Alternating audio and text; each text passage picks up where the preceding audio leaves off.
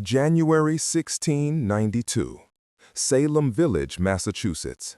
The winter that year was crueler than anyone could remember. The wind howled through the cracks of the wooden cabins as if the earth itself were screaming in pain. But the cold outside was nothing compared to the ice growing inside the hearts of the Puritans. They believed in God, yes, but they feared the devil far more. To them, the dense, dark forest that surrounded the village wasn't just a collection of trees. It was Satan's domain, the final frontier where the light of Christ could not penetrate. And that is exactly where they went. It started not with a scream, but with a whisper. A group of girls, tired of the oppressive life, the silence, and the endless prayers, decided to seek answers where they were forbidden. Betty Parris, 9 years old, and her cousin Abigail Williams, 11, led the way to the edge of the forbidden forest. The official history says they went just to play a fortune-telling game, an innocent superstition involving an egg white in a glass of water to see the face of a future husband. But the truth is far darker.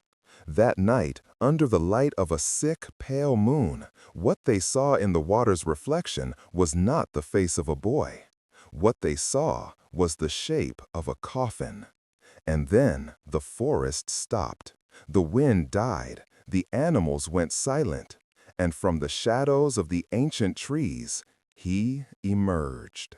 In the court records, the girls would call him the Man in Black. He had no horns, no red skin. He looked like an ordinary man, dressed in fine dark clothes, but his eyes were pools of infinite void. He didn't walk. He glided over the snow without leaving footprints. He didn't attack them. He smiled, and he held out a book, a thick book bound in something that looked like leather, but pulsed faintly, warm to the touch. The Devil's Book. His offer wasn't spoken in words, but echoed directly in the girls' minds. "Sign," the voice said. "Sign, and you will never be oppressed again. Sign, and you will hold the power of life and death over those who silence you. Sign, and Salem will be yours." Fear should have made them run, but the desire for power, the accumulated resentment against the rigid adults, was stronger. One by one, trembling, they touched the book. The Man in Black didn't offer ink. He offered a needle. They signed with their own blood. The pact was sealed, and the price to pay wasn't just their souls. The price was chaos. The price was innocent blood to feed the earth. When they returned to the village, the change began. It wasn't pretending. What happened to Betty and Abigail in the following days was a violent possession. They contorted into impossible positions. Their bones cracked. They emitted guttural sounds that no human throat should produce. They claimed to feel pinches, invisible bites. The doctors found no physical cause. So the verdict was given. The evil hand is upon them. That was when the pact began to collect its due. The Man in Black had promised power, and he delivered. When the girls pointed a finger, the town obeyed. They became the supreme judges. If they screamed and fell to the floor in someone's presence, that person was condemned. First, it was the outcasts, the slave Tituba, the beggar Sarah Good. Easy targets. But the hunger of the entity they brought from the forest could not be sated with scraps. It wanted more. It wanted the pillars of society. Terror spread like a plague. Neighbor accused neighbor. Husbands suspected wives. Children looked with fear at their parents. Paranoia was the real demon walking among them. During the trials, the girls weren't just acting. They saw things no one else saw. In the crowded courtroom, while the judge spoke, Abigail would look up at the ceiling beams and see the Man in Black sitting there, swinging his legs, smiling down at her. He whispered names in her ear. "Martha Corey," he would say, And Abigail would scream, "Martha Corey is a witch! I see the yellow bird sucking on her finger!"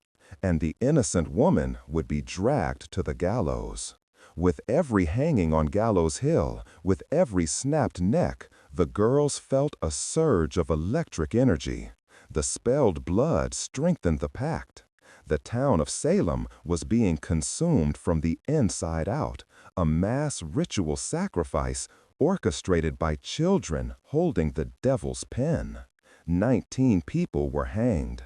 One man, Giles Corey, was pressed to death by heavy stones. Over 150 were imprisoned, rotting in filthy dungeons. And then, just as suddenly as it began, it stopped. In October 1692, the governor dissolved the court. The accusation ceased. The girls fell silent. Why? History says reason returned to the town, but the dark truth is different. It stopped because the contract was fulfilled. The book was full. The number of sacrifices required by the man in black had been reached. Years later, some of the girls tried to recant. Ann Putnam publicly apologized, saying she was deluded by Satan. But Abigail Williams? She disappeared from historical records. No one knows how she died or where she was buried. Some say she ran away.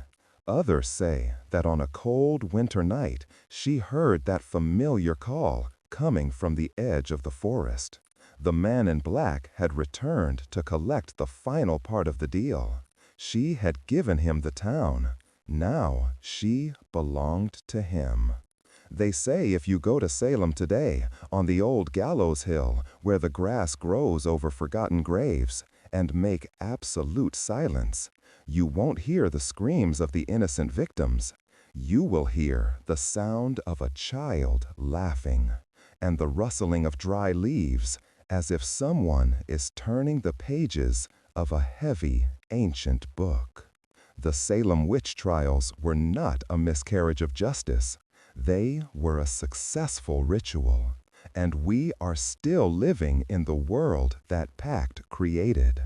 If you have the courage to look at what hides in the shadows of history, subscribe to the channel. But be careful what you invite into your mind. Sometimes curiosity is just the first line of a contract you cannot break. Good night.